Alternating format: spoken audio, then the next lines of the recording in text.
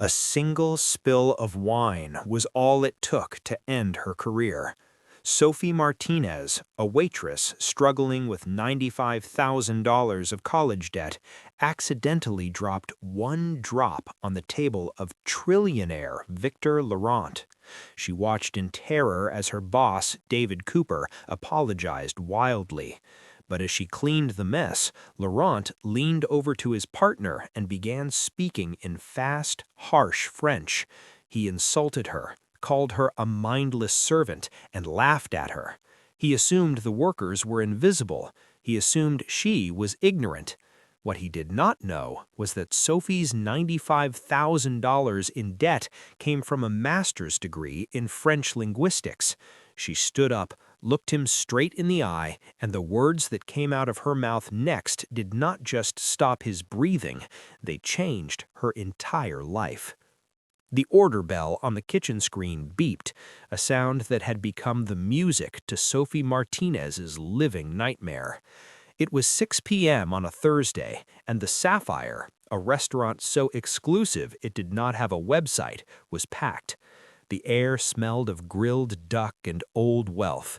Sophie, 28, balanced 4 plates on her right arm, the china pressing into a bruise she had gotten 2 days ago.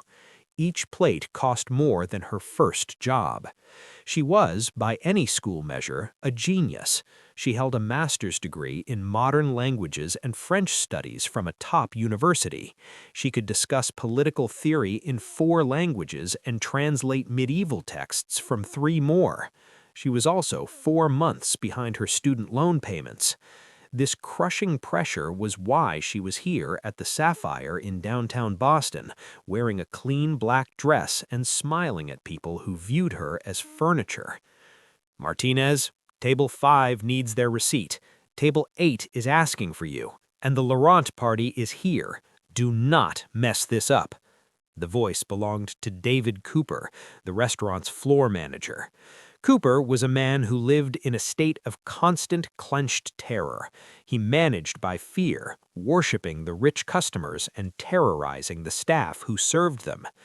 "The Laurent party?" Sophie asked, her blood running a little cold. "Victor Laurent, as in Laurent Holdings, as in the man who could buy this entire street before his drink gets cold. He is in the private room, and he is particular." Cooper straightened his already perfect bow tie. His eyes darted to the private room's closed door. "Everything is yes, Mr. Laurent. Right away, Mr. Laurent. You do not speak unless spoken to. You do not exist." "Got it. Got it, Mr. Cooper," Sophie said, her voice a flat professional monotone. "Do not look him in the eye," Cooper added as a final useless instruction before hurrying away. Sophie took a deep breath, smoothing her dress. Her friend and fellow waitress, Rachel Wong, slid up next to her at the bar, grabbing a tray of drinks. "You got Laurent. Good luck," Rachel whispered, her eyes wide. "Last time he was here, he had his server fired because his wine was too warm when he drank it. I am not joking." "Too warm," Sophie muttered. "What does that even mean?"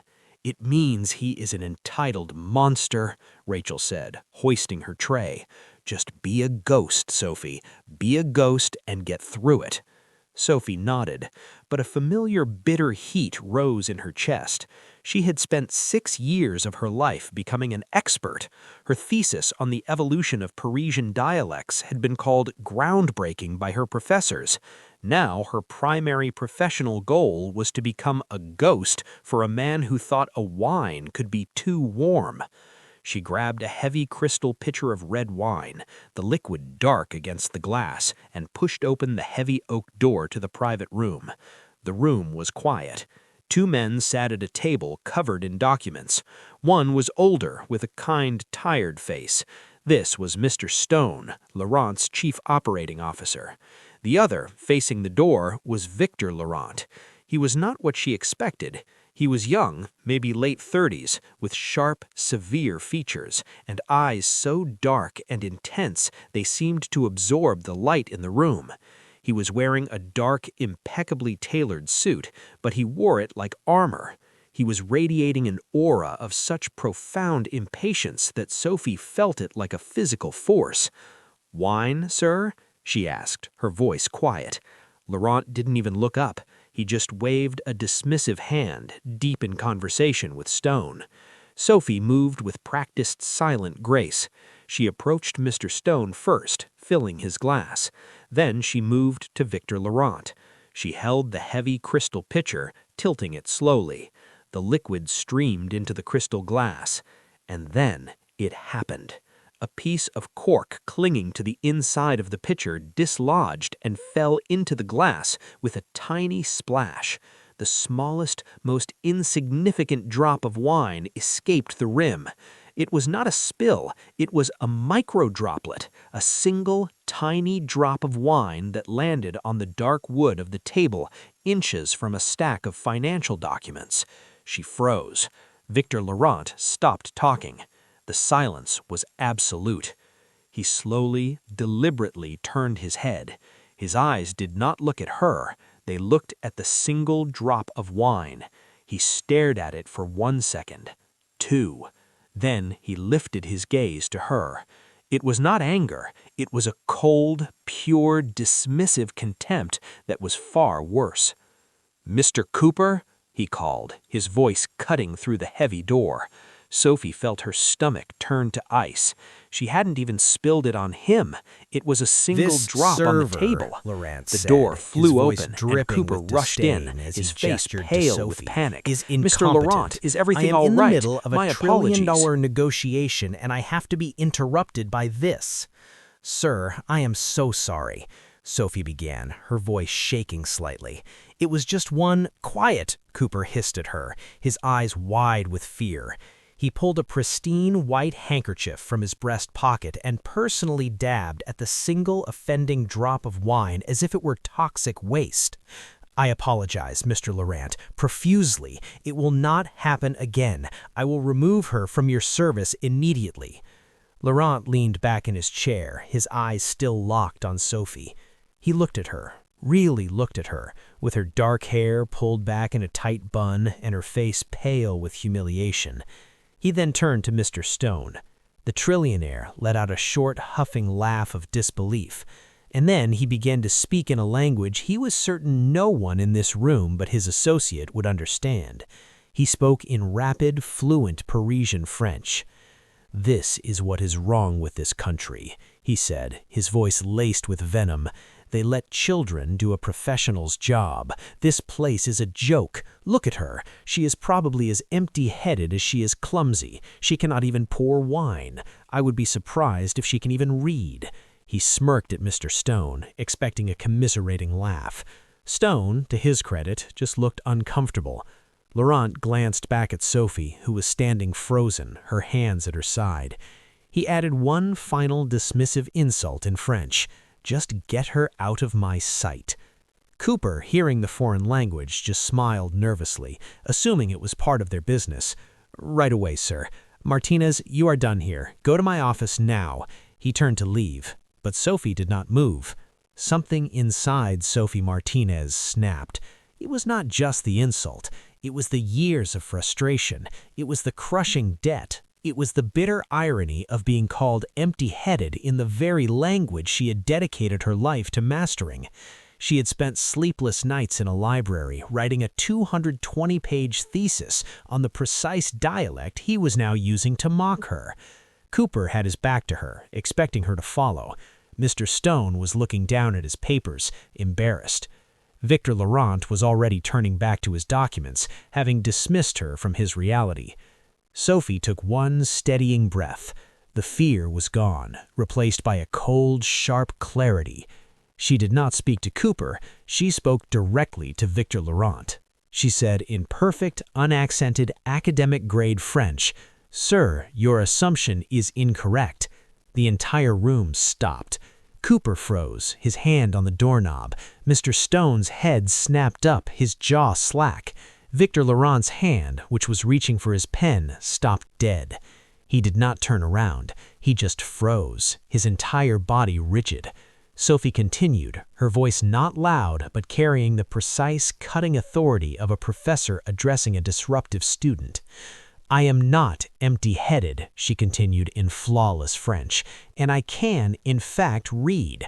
I can read the financial reports on your table, I can read the poetry of Baudelaire, and I can most certainly read your character, which you have just laid bare for everyone to see." Victor Laurent turned his head. He moved slowly, as if in a dream, his face utterly drained of color.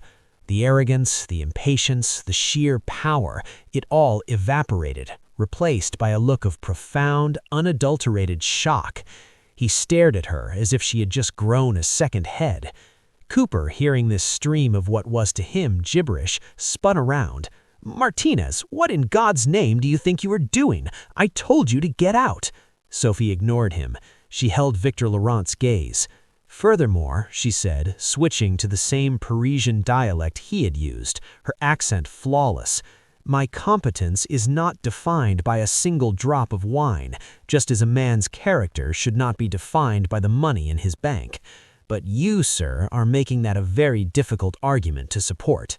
Mr. Stone let out a small, strangled cough. Victor Laurent simply stared. He was speechless. This waitress, this nothing, had not only understood his private insult, but she had replied, she had corrected him, she had lectured him, and she had done it in a dialect that his own multi-million-dollar tutors struggled to perfect. "What is going on?" Cooper shrieked, his face turning a blotchy red. Are you threatening this customer, Martinez?" Sophie finally broke her gaze from Laurent and looked at her manager. She switched back to English, her voice calm and clear. "Mr. Cooper, this gentleman insulted me. He called me an empty-headed child and said I was clumsy and could not read. He did so in French, assuming I was too stupid to understand him." Cooper looked frantically between Sophie and Laurent. "Mr. Laurent, I'm sure she's mistaken. She's hysterical." "She is not mistaken." The voice was Victor Laurent's. It was quiet, strained. He was still pale. He looked at Sophie, and for the first time he was not looking at her. He was seeing her. The disbelieving shock was slowly being replaced by something else, a dawning, terrifying calculation. "She understood every word," Laurent said, in English, his voice flat. Cooper's entire world seemed to crumble. He looked at Sophie with a new, horrified expression. You speak that?" "I have a master's degree in it," Sophie said simply. You are fired," Cooper finally sputtered, pointing a shaking finger at the door. "You are fired. How dare you? Insubordination, eavesdropping. Get out of this restaurant. Clear out your locker." Sophie looked at Cooper, then she looked at Laurent. Laurent was just watching her, his expression now completely unreadable. He did not defend her. He did not stop the manager. He just watched. A bitter laugh almost escaped Sophie's lips. Of course, what did she expect? That he would suddenly defend her? He was a trillionaire, and she was the help who had embarrassed him. "I will "Fine," send you a Sophie forwarding said. address She for my untied the last black paycheck," apron, the one she that said to represented Cooper. all her She debt then and looked failure. directly She at folded Victor it neatly Laurent. and placed it on the "Have a service tray. lovely evening, Mr. Laurent," she said in perfect English. Then she leaned in just slightly and whispered in French so only he and Stone could hear. "And good luck on your deal. You're going to need it." She turned and walked out of the room. She did not slam the door. She closed it gently behind her, leaving Victor Laurent and his associate in the wreckage of the silence she had created. Sophie walked out of the Sapphire into the cold Boston night. The reality of her situation hit her with the force of the wind coming off the harbor. She was fired. She was unemployed. Her rent was due in a week, and her student loan payment, a staggering $850, was due in 2. She had 389 of those in her bank account. Her moment of defiance, which had felt so righteous and powerful in the dining room, now just felt stupid, reckless. What had she accomplished? She had talked back to a trillionaire, and now she could not pay her rent. She had let her pride ruin her. She went home to her tiny studio apartment, the kind where you could hear people walking by in the hallway. She sat on her second-hand sofa and did what she had not done in years. She cried. She cried for the sheer, crushing unfairness of it all. All that work, all that study, all for nothing. The next day was a blur of gray misery. She woke up, her eyes puffy, and immediately logged onto her laptop. She spent 10 straight hours applying for jobs. She applied to be an executive assistant, a receptionist, a barista, a dog walker. She even applied to another high-end restaurant, knowing she would have to lie about why she left the Sapphire. She also sent her resume to 5 translation services, but they all wanted 5 to 10 years of in-field experience. Her academic qualifications, it seemed, were worthless in the real world. By 5 p.m., she had received 8 automated rejection emails. Her phone, which had been silent all day, suddenly buzzed. It was an unknown number. She ignored it. It buzzed again, a voicemail. She listened, pressing the phone to her ear. "A message from Ms. Sophie Martinez," said a crisp, professional woman's voice. "My name is Catherine Blake, executive assistant to Mr. Victor Laurent. Mr. Laurent requests a meeting with you this afternoon at his offices. A car is being sent to your address and will arrive in 15 minutes to bring you downtown. Please be ready." The message ended. Sophie's heart hammered against her ribs. A car? A meeting? Was he going to sue her? Blacklist her from every restaurant in the city? She was terrified. But what choice did she have? If she ignored him, he could still do all those things. At least this way, she could face him. She splashed cold water on her face, changed out of her sweatpants into her one interview outfit, a simple black blouse and slacks, and ran a brush through her hair. She felt like a prisoner being called to her own sentencing. Exactly 15 minutes later, a gleaming black Rolls-Royce sedan glided to a stop in front of her apartment building. The driver, a man in a black suit, got out and opened the rear door for her, not saying a word. Sophie slid into the plush leather interior. The car was silent, insulated from the world. It pulled away from the curb, leaving her old, failed life behind. She had no idea she was being driven toward a new one. The drive was short. They pulled into a private garage beneath a towering glass skyscraper. Laurent Holdings, headquarters. The driver led her to a private elevator. He used a keycard, and the elevator shot upwards, not stopping until it chimed softly and the doors opened directly into a penthouse office.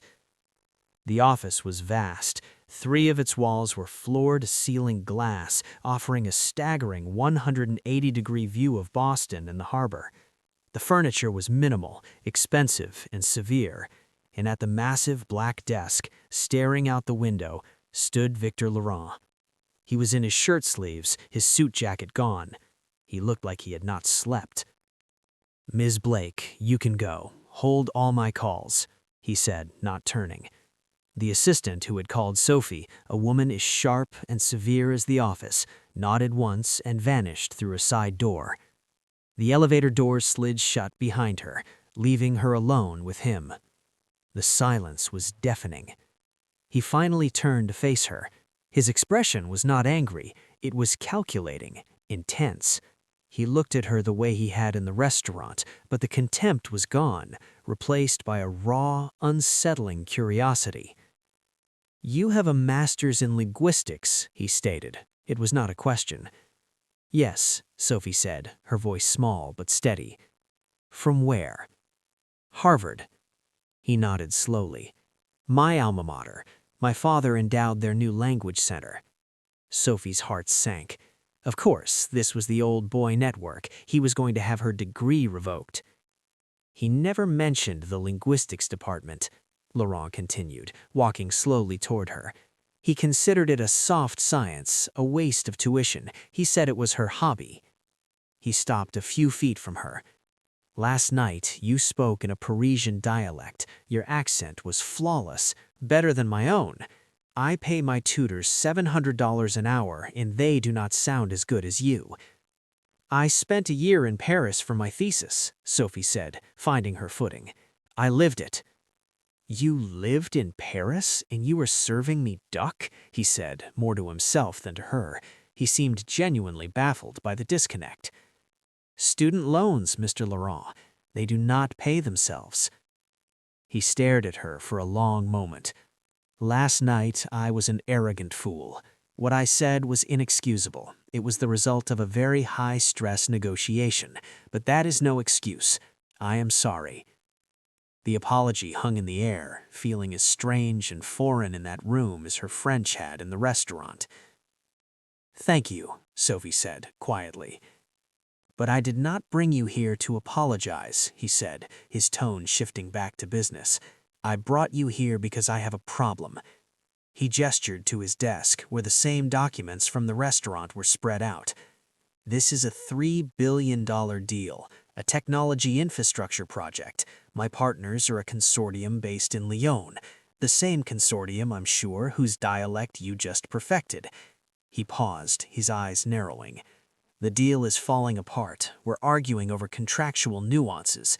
I have been using a translation service, and it is a disaster. 4 days ago, poached We're by a talking competitor." past each other. Things are getting hostile. He locked his eyes on hers.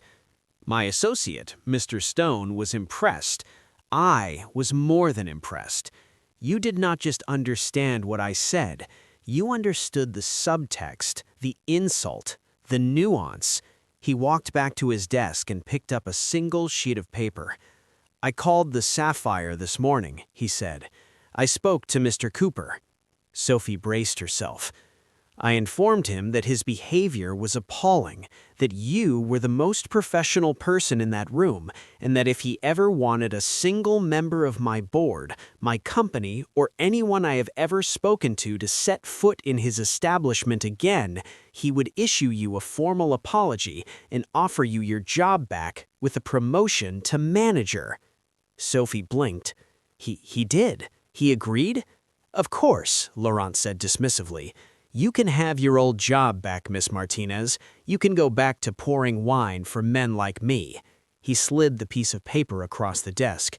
It was a cashier's check. "Or," he said, "you can accept this. It is a signing bonus for $1.2 million, and you can come and save my $3 billion deal." Sophie stared at the check. It was a cashier's check, made out to Sophie Martinez. The number was $1,200,000. She had never seen so many zeros. Her mind reeled. It was a joke. It had to be. $1.2 million? She stammered. "That is your signing bonus," Laurent said impatiently, as if this were a normal Thursday. "Your salary for the project will be triple that. The project is estimated to last 3 months. If we fail, you keep the bonus. If we succeed, you get a significant completion fee." He mistook her stunned silence for negotiation. "Look, Miss Martinez, I am in a bad position. My competitors know my translator quit. They are actively trying to sabotage this deal. The consortium I am meeting with, they are very traditional. They value respect. They value nuance. Last night, you proved you are a master of it. I am not hiring you to translate words. I am hiring you to translate intent." Sophie found her voice. It was shaking. You insulted me. You got me fired, and now you're offering me over $1 million? "I did not get you fired," he corrected her, his voice sharp. "Your incompetent manager fired you, and I rectified that. But yes, the irony is not lost on me. I am offering you a fortune to fix a problem I am having with the very language I use to demean you. The universe, it seems, has a twisted sense of humor." Sophie looked from the check to his face. He was not joking. He was desperate, and he was smart. He knew from her 30-second reply exactly what she was capable of. He was not hiring a waitress. He was hiring a weapon. "What are the terms?" she asked, her voice suddenly businesslike. The shock was fading, replaced by the same cold clarity she had felt in the restaurant. Laurent almost smiled. "The terms are simple. You are on retainer 24/7. You will be my personal advisor and sole translator for this negotiation. You will fly with me to Lyon tomorrow.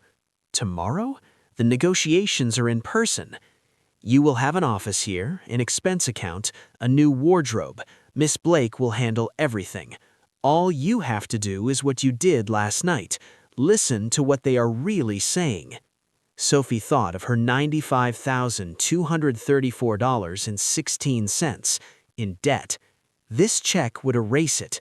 This check would change her family's life. This check was her get-out-of-jail-free card for the life she was trapped in. But it was more than that.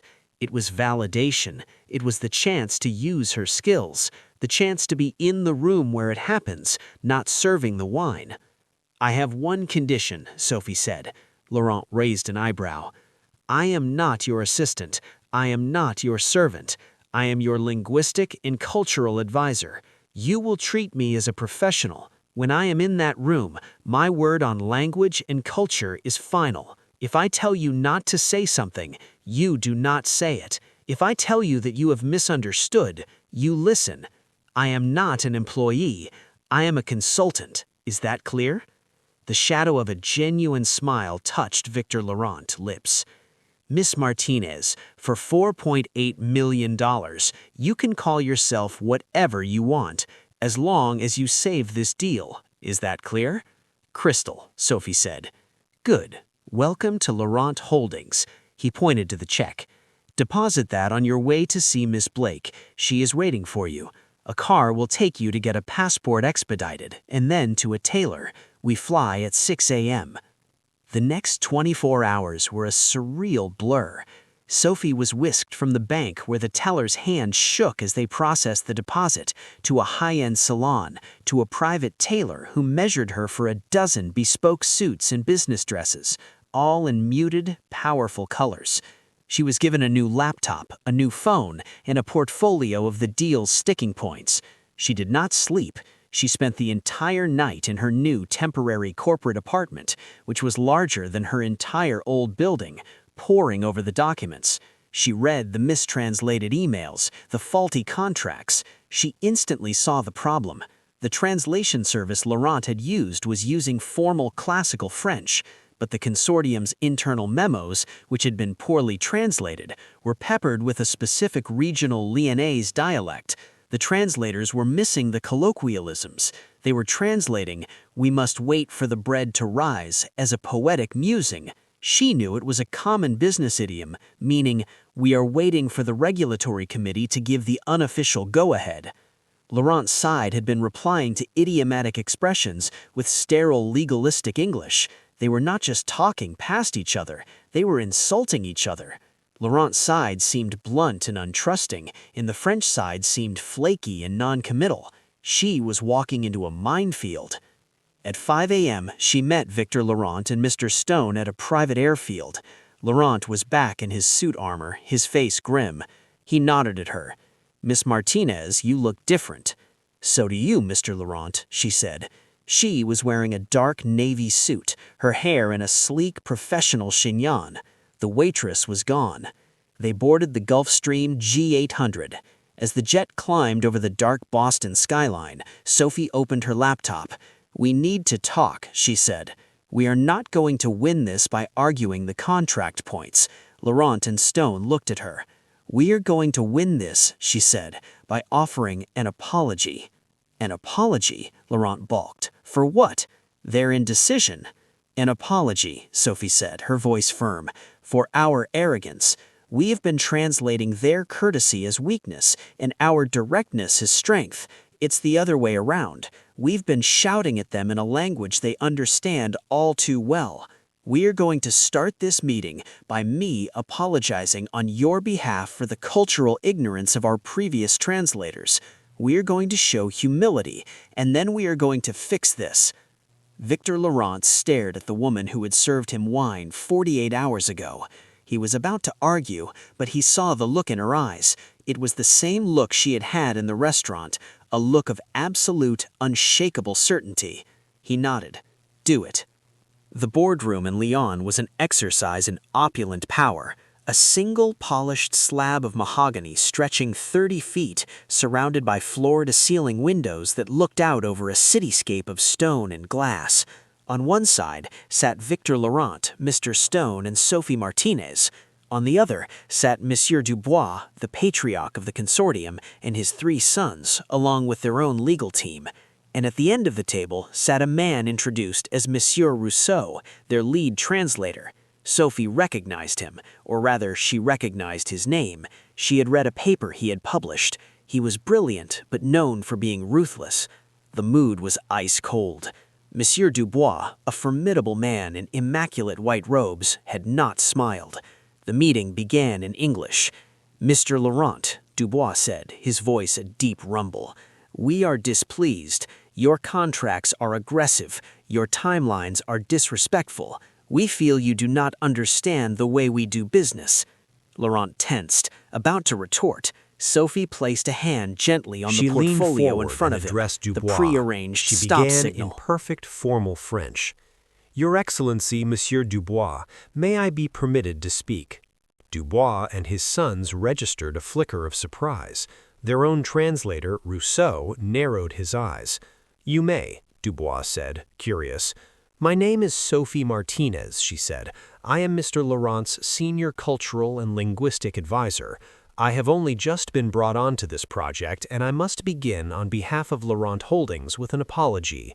The temperature in the room changed. The tension did not disappear, but it shifted. "We have been reviewing the correspondence," Sophie continued in French, "and it is clear to us that our previous representation did not afford you the respect you are due. They mistook your careful, deliberate planning for hesitation. They failed to understand the nuances of your regional expressions, and in doing so, they replied with a bluntness that I am sure was perceived as arrogance. That was our failure, not yours, and we are here to correct it." Dubois stared at her. He had not expected this. He looked at Laurent. "Mr. Laurent, this woman speaks for you?" Laurent, following Sophie's script, nodded. "She does. On all matters of culture and language, Miss Martinez's voice is my voice." Dubois stroked his beard, then nodded at Sophie. "Continue." For the next 2 hours, Sophie was a master. She was a conductor, a diplomat, and a dictionary all in one. When Laurent's lawyers would say, "We need a firm deadline on the regulatory approval," Sophie would translate it as, "Mr. Laurent deeply respects the necessity of the regulatory process and wishes to know how we can best support your timeline to ensure a smooth and swift approval for our mutual benefit." When Dubois' son would say in French, "This is impossible. My father will not be pushed," Rousseau, the other translator, would translate it to the room as, "This is not possible." Sophie would politely interject, "If I may, Mr. Rousseau, I believe Monsieur Dubois' son's intent was not just that it is impossible, but that the pacing of the request feels pressured, which is a matter of respect, not capability. Is that correct?" The son would look at her shocked and nod. "Yes, exactly." Victor Laurent watched this magic. She was not just translating, she was diffusing bombs. She was reframing the entire negotiation not as an argument, but as a collaboration. Then came the sticking point, a liability clause. The consortium wanted Laurent Holdings to assume all risk for regulatory delays. Laurent's lawyers refused. The argument grew heated. Finally, Dubois held up a hand. He spoke to his sons and his translator, Monsieur Rousseau, in rapid-fire French. They were having a private, heated debate. Sophie and the Laurent team sat in silence, waiting. Dubois was angry. "This is an insult," he said in French. "Why should we trust them?" And then Monsieur Rousseau, the translator, said something quiet and fast to Dubois. "Your Excellency, perhaps a compromise. We can agree to their clause, but only if they agree to use our preferred local subcontractor for all labor." Dubois nodded. "Fine, propose it." Monsieur Rousseau turned to the Laurent team, his face a mask of professional calm. He began to speak in English. "Gentlemen, Miss Martinez, Monsieur Dubois was willing to make a concession. He will agree to your liability clause." Laurent's lawyers looked relieved. "On one small condition.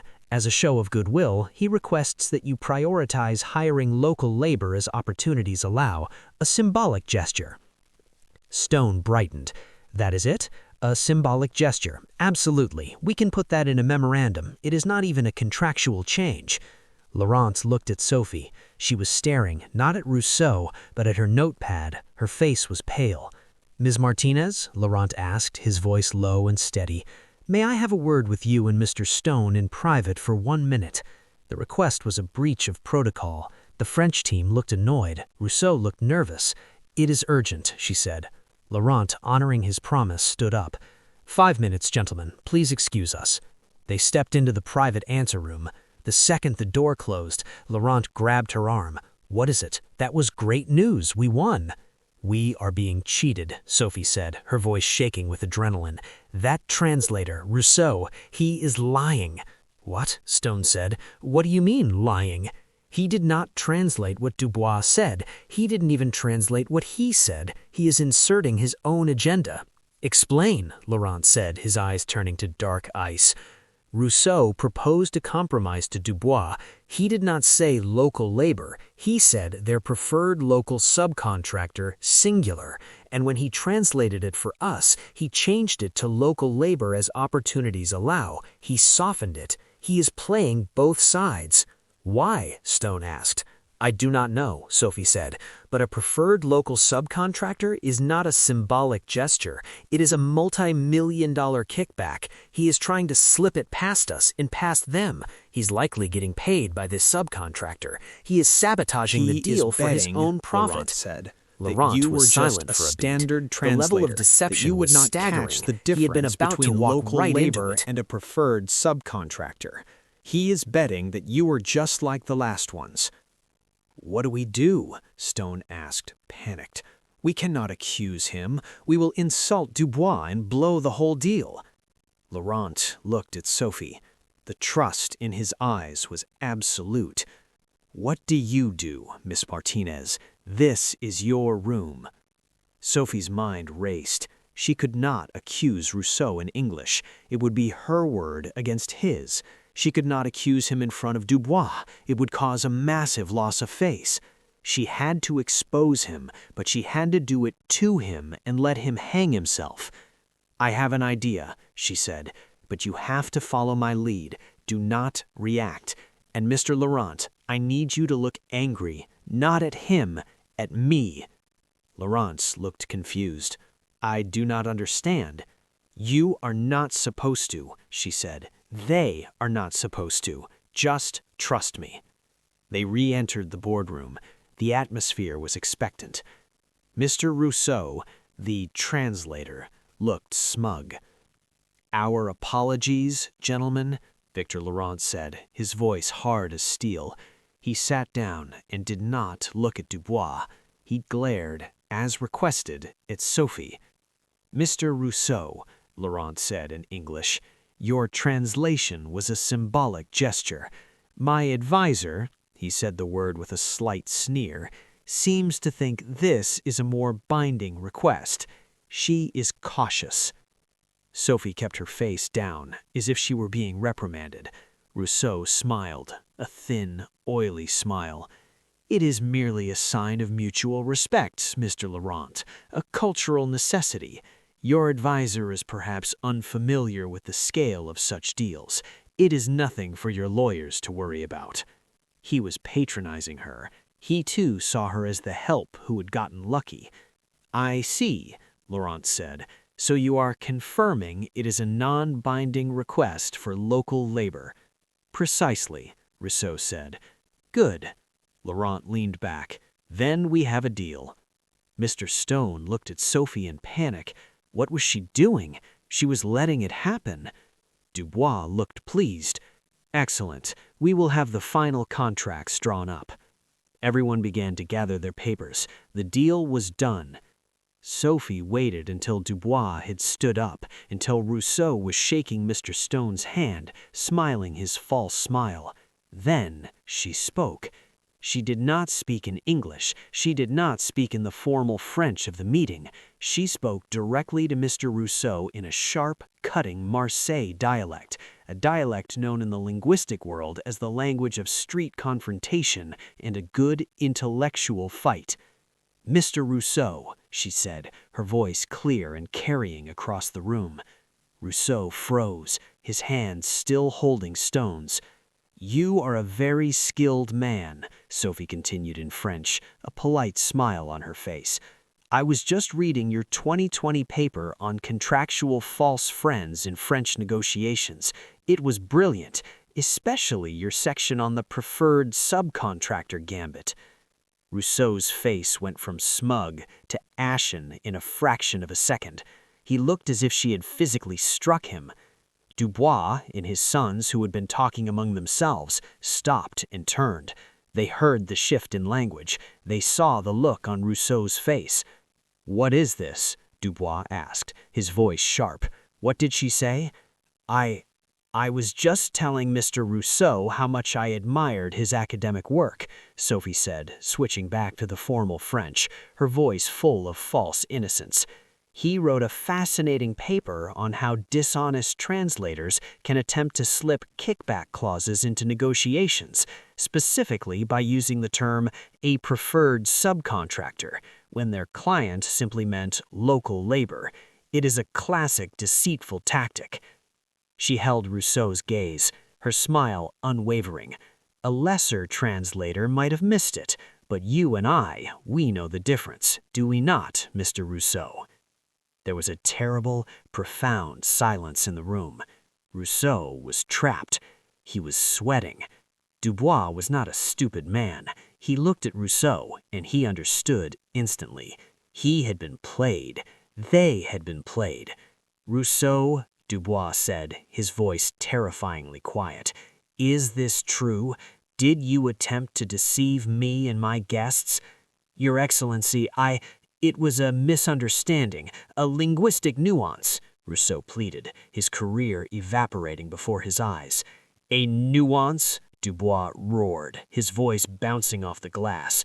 "You lied. You used this tactic in my negotiation?"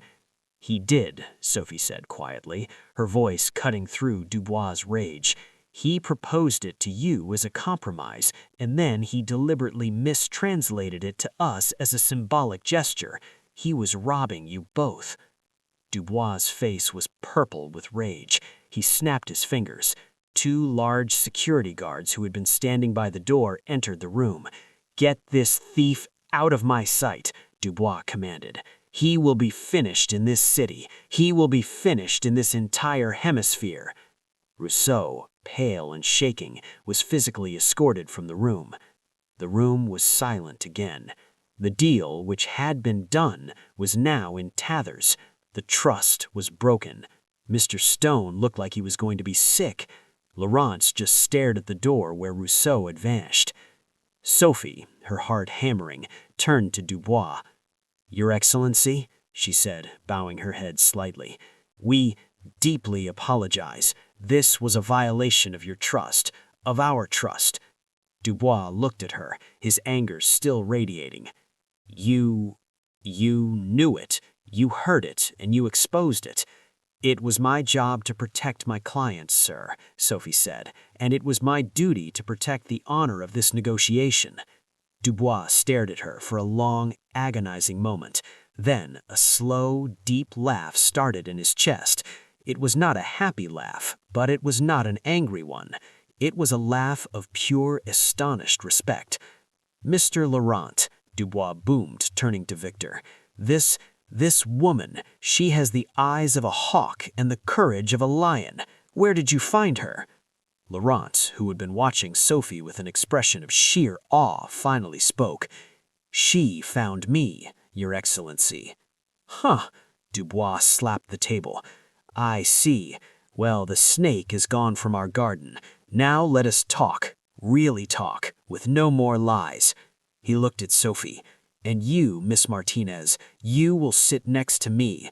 I am tired of translators. The deal was signed From now 3 on, days I later. will speak to you, It was a better and deal you than will speak Laurent to had him. ever We will imagined. make this deal Dubois, together." impressed with Sophie's integrity and Laurent's wisdom in trusting her, had conceded on almost every major point. The $3 billion project was secure. The flight back to Boston was quiet. Mr. Stone slept, exhausted. Sophie was staring out the window, watching the curve of the earth. Laurent was sitting across from her, a glass of untouched whiskey on the table. He had not said much since the meeting. As they began their descent over the harbor, he finally spoke. "How did you know?" he asked about the kickback. "How did you know to call his bluff with that academic paper?" Sophie turned from the window. "I did not," she said. "What?" "I lied. I have never read a paper by him. I do not even know if he has ever written one. I just knew that a man that arrogant, who was willing to cheat in a room that big, had to have an ego. I gambled that he saw himself as a brilliant strategist, so I quoted his brilliant work back to him. It was the only way to expose him without accusing him. I just needed him to believe that I was on his level and that he had been caught." Victor Laurent stared at her. He was not shocked. He was something else. He started to laugh. It was a low, genuine laugh, the first one she had ever heard from him. "You did not just translate, Sophie," he said, using her first name for the first time. "You ran a psychological operation. You took down a con man, saved a multi-billion-dollar deal, and negotiated a new one, all in a language you were supposedly too empty-headed to understand." He shook his head, looking down into his glass. "That $1.2 million bonus, it was the biggest bargain of my life." "Thank you, Mr. Laurent," she said. "Victor," he corrected her. "I think we are past Mr. Laurent." "Victor," she agreed. They landed. A car was waiting. It dropped Sophie at her new corporate apartment. "I've cleared your schedule for a week, Sophie," Victor said as she got out. "Go buy a house, a car, whatever you want. Then come see me in my office." Sophie did just that. The first thing she did was log into her student loan account. She typed in the payoff amount, $95,234.16. She hit submit. The screen read, "Congratulations, your loan is paid in full." She sat on the floor of the empty, luxurious apartment and wept. But this time, the tears were different. A week later, she walked into Victor Laurent's office. She was wearing one of her new custom suits. She was no longer a waitress, no longer in debt. She was a free woman. "Sophie," Victor said, standing to greet her. "Congratulations." "Thank you, Victor, for the opportunity." "Do not thank me," he said. "I should be thanking you, which is why I have a new proposal." He gestured for her to sit. "The bonus and the project fee, that is all yours. It's in your account. We're square." "It's more than square," she said. "You have changed my life." "Good," he said. "Now I'm going to change it again. That deal in Lyon, it's just the start. Dubois wants us to be his primary partner for all his US and European ventures. He's opening a door, but I don't have anyone who knows how to walk through it." He leaned forward. "I don't need a part-time translator, Sophie. I need a new division. I'm opening a new branch of Laurent Holdings' European operations and cultural strategy, and I want you to run it." Sophie's breath caught. "Run it? As in be an employee?" "No," Victor said. "I don't want you as an employee. You are a shark, and I would rather have you in my tank than in the open ocean." He slid a document across the table. It was a partnership agreement. "I'm offering you a full partnership in the new division, a stake, a percentage of every deal you broker. You will not be working for me, Sophie. You will be working with me." Sophie looked at the document, then at his face. "Why? You could hire anyone." "But I do not want anyone," Victor said, his voice quiet and serious. "I want you because you are smarter than me. Not in business, not yet, but in people and in language. And you are not afraid of me. You are the only person in this company, aside from maybe Mr. Stone, who has ever told me I was wrong, who has ever called me on my arrogance." He stood and walked to the window, looking out over the city. "There's another reason," he said, his back to her. "My mother, she was a linguist. She spoke 4 languages. She translated poetry. She was brilliant. And my father, he called it her hobby. He said it was a soft science, a waste of tuition. He dismissed her, her entire life. He treated her brilliance like it was an amusing party trick." He turned to face her. "When I was in that restaurant, when I insulted you, I was being my father. I was being the exact kind of ignorant, arrogant man I swore I would never become. You reminded me of her, and you did something she never got the chance to do. You fought back, and you won." He took a deep breath. "This is not just a job offer, Sophie. It's an apology, and it's a chance for me to finally, in some small way, honor the brilliance I saw dismissed my whole life. Do not work for me. Be my partner.